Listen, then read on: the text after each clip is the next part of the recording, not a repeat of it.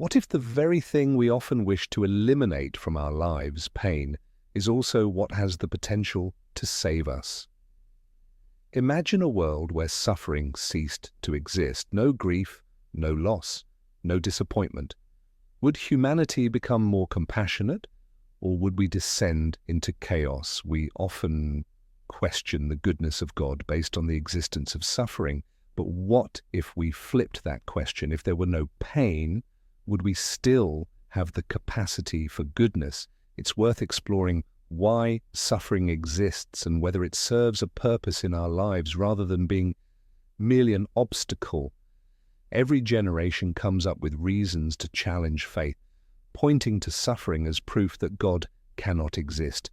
However, it's interesting to note that while people naturally object to suffering, they do so based on an inherent sense of justice.